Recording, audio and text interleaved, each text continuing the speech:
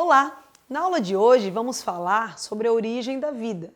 Ou melhor, vamos iniciar a aula falando sobre a origem do universo. Então, a origem do universo, uma das teorias aceitas é a teoria do criacionismo, onde a gente tem Deus como criador de tudo que existe. Ele criou em 6 dias e no 7º dia ele descansou. É uma teoria. A outra teoria mais aceita no mundo científico é a teoria do Big Bang, onde a gente tem uma grande explosão e essa explosão trouxe uma expansão e o surgimento do universo como nós vemos hoje. E mais, o universo ele ainda está em expansão e ainda há muito que se estudar e pesquisar. Nós temos um acelerador de partícula que tenta simular explosões como o Big Bang, para tentar entender melhor como ocorreu essa grande explosão aqui, descrita pela ciência e defendida pelo tão famoso cientista Stephen Hawking. Ok? Outra teoria mais específica na origem da vida é a teoria da panspermia cósmica. Significa que a vida veio de fora do planeta Terra. Que vida? Aquele ET cabeçudo, zoiudo? Não. Seria uma bactéria talvez. Então foi encontrado vestígios de bactérias, de fósseis em meteoritos. E aí pensa-se, acredita-se, por essa teoria, que as bactérias podem ter vindo de fora do planeta para cá e assim ter habitado o planeta e com as mudanças ao longo do tempo que nós temos na evolução, foi formando os seres vivos que aqui estão. Então essa é uma teoria que é estudada muito em astrobiologia ou exobiologia, mas não fica, esses estudos aprofundados não são para nós o ensino médio, só saber o que a teoria significa. Outra teoria, sim, muito importante para a biologia é a teoria da abiogênese. A palavra abiogênese significa não, biovida e gênese origem. Significa que a vida veio de algo que não é vivo.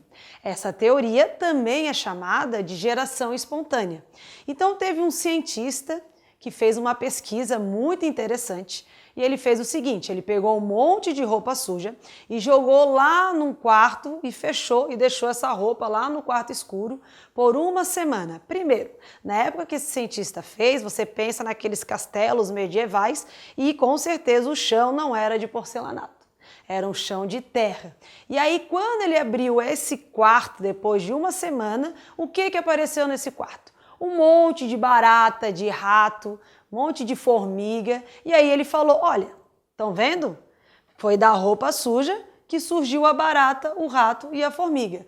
Assim ele conseguiu comprovar, por incrível que pareça, a origem dos seres vivos. Então os seres vivos têm uma origem da matéria bruta. Pensa, às vezes você está em casa e vê aquela linha de formigas e você não sabe de onde que a formiga veio.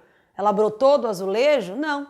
Tem um buraquinho ali que vai levar ela até o solo, que é onde ela mora. Ou a barata. Tem um monte de barata na casa da gente, a gente não sabe de onde que ela vem. As baratas vêm dos ralos. Então, muitas falas hoje em dia são falas da própria biogênese. O primeiro cientista a defender a biogênese é o Aristóteles. O Aristóteles é o grande defensor da biogênese, mesmo porque na época dele não tinha tecnologia quase nenhuma, então ele não tinha como pesquisar os micro-organismos. E para ele, a vida vinha de algo inanimado. Um pouco mais contemporâneo é o Needham. Needham é um cientista que fez um experimento onde ele pegou um caldo de carne, ferveu esse caldo de carne, tampou e, independente de ter fervido ou não esse caldo de carne, sempre esse caldo de carne estragava. Ou seja, entravam micro-organismos e se proliferavam. Então ele não sabia de onde que vinham esses micro-organismos e concluiu que eles vinham do caldo de carne, que foi esterilizado, então eles brotavam do nada. Aí aqui a gente fala de micro-organismos. Na época de Aristóteles já não eram os micro-organismos, que ele nem sabia que existia, eram os macro-organismos. Então você já ouviu algumas lendas, né? Do boto rosa, que a mulher foi lá, encontrou o boto rosa, engravidou, ou outras lendas assim de que não sabia exatamente como os seres vivos surgiam.